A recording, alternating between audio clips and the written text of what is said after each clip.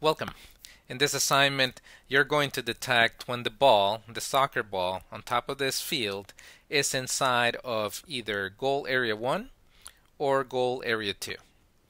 But let's go ahead and give you some context first. Let me remind you that the coordinate system within the browser's page starts at the top left-hand corner. So you can see here that would be 0, 0. And it increases downward and to the right. The dimensions of the soccer field, the pixel dimensions, are 780 by 499.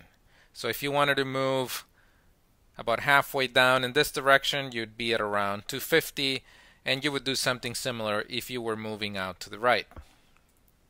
Now I've given you the dimensions of those two goal areas, the bounding boxes, and you can see here what they are.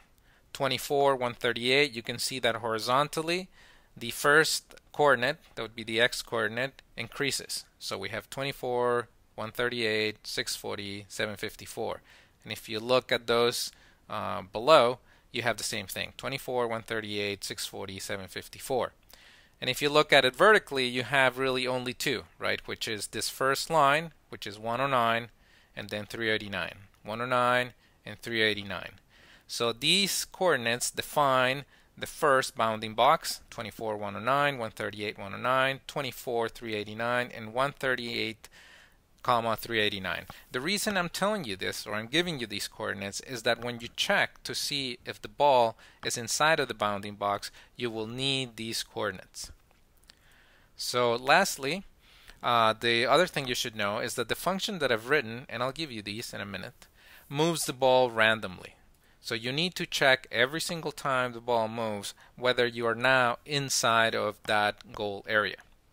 So let me go ahead now and show you what that looks like. This is the solution. This is not the one you have. This is the solution, but just so you can see how it will work. So when I click on the ball, this ball will move randomly on top of that image. So here I go. First click, second click, third click, fourth click, and you can see here down below that the coordinates of every movement are being written to the console. You can access this console through the developer tools inside of your browser. Just dig through the menus. Let me go ahead and continue to move till we have a score. And we're getting here a bit unlucky. Let's see if we can get one soon. Keep on clicking. And there we go.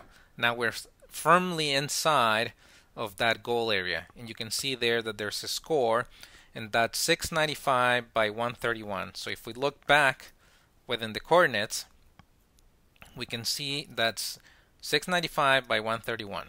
So 695 is certainly between 640 and 754.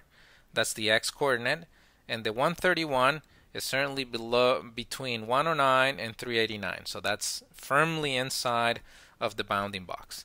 Now, for your assignment, I've given you a starter code, and you can see here the code that I've given you.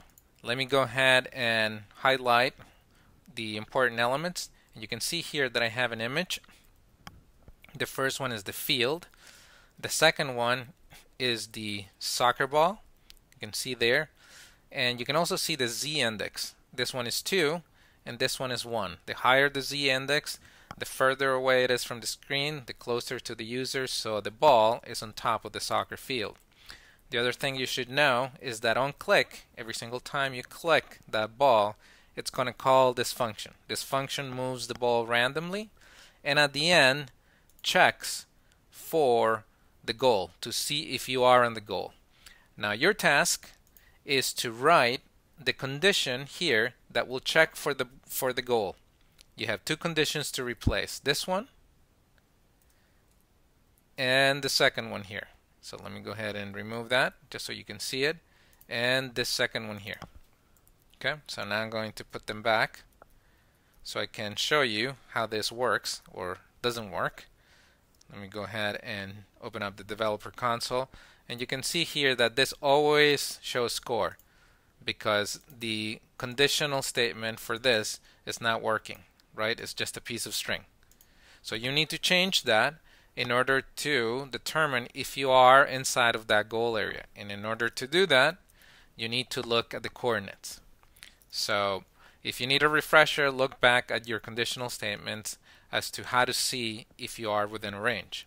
Now I've given you a second option, if you prefer, in which each if statement is checking if you are in goal 1 or in goal 2, and inside of this function here, goal 1 or goal 2, you will need to write the check for your coordinates and either return true or return false, right? Depending on what your check determines. So with that, this should be a fun exercise. Go ahead and try it. Take a look at the code which will follow this video and have some fun. Goodbye.